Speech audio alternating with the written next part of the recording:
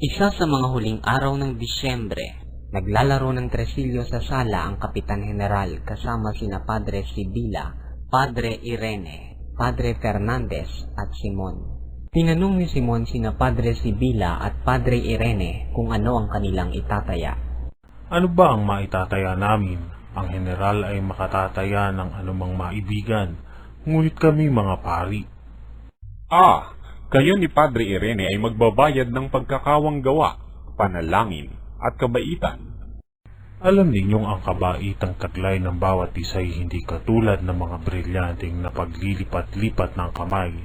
Pinagbibili na sa isa, pinagbibili pa sa iba.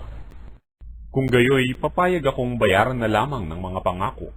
Sa halip na magbayad ng kwalta, ay sasabihin na lamang na lilimutin ng 5 araw ang karalitaan, ang kababaang loob, ang pagkamasunurin, ang kalinisang ugali, ang pagkamahabaging at iba pa.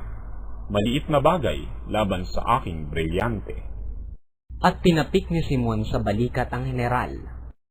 At ito naman, ang ibabayad dito sa akin ay 1 bale sa 5 araw na pagkabilanggo o 5 buwan o 1 utos ng pagpapatapon na walang nakatalang pangalan o 1 utos sa Gwardiya Sibil na barilin sa daan ang taong parurusahan samantalang ito'y ipinaghahatid-hatiran.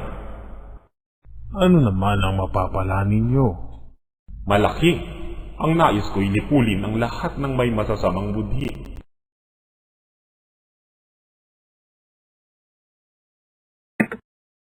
Pinag-usapan din ang tungkol sa pagtuturo ng wikang Kastila.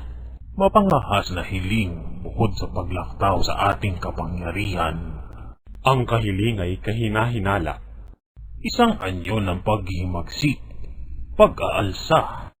Ang kahiling ay pamumunuan ng mga binatang naghahangad ng mga pagbabago at kayabangan.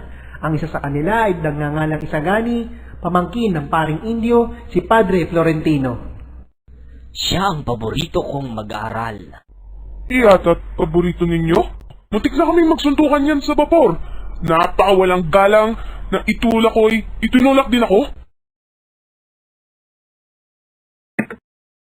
May isa pang makaraigin yata o makaraig. Makaraig, magalang at nakatutuwang binata. Siyang nabanggit ko sa inyo na lubhang mayaman. Mahigpit na inihabilin sa akin iyan ng kondesa. Mayroon pang nagngangalang Basilio, estudyante sa medisina. Tungkol kay Basilio ay wala akong masasabi. Iyan para sa akin ay tubig na tulog. Hindi ko maunawaan ang iniisip at sinasabi. Sayang at wala si Padre Salvi upang magbalita sa atin ng tungkol sa pinagmulan.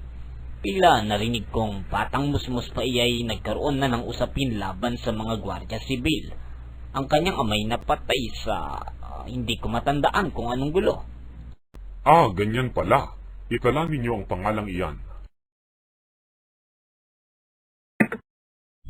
Ngunit General, ang kahilingan nila'y makatuwiran at wala tayong karapatang huwag dinggin dahil lamang sa mga sabi-sabi. Palagay ko'y dapat itong sang-ayunan ng pamahalaan upang ipamalas ang ating pagtitiwala sa kanila at bilang katibayan ng ating pagiging matatag. May kalayaang bawiing muli ang pahintulot at makikita kung nagmamalabis ang mga pinagbigyan, kaya atin silang babantayan.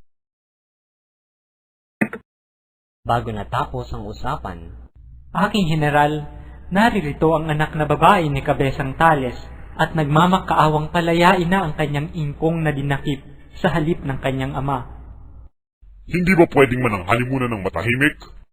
3 araw na ito ng kanyang pagtungo rito. Kaawawang bata. Siya, pasulatin ang kalihim ng isang utos sa tenyente ng Gwardiya Sibil upang palayain ng matanda. Hindi na nila masasabing hindi ako mapagpatawad at maawain.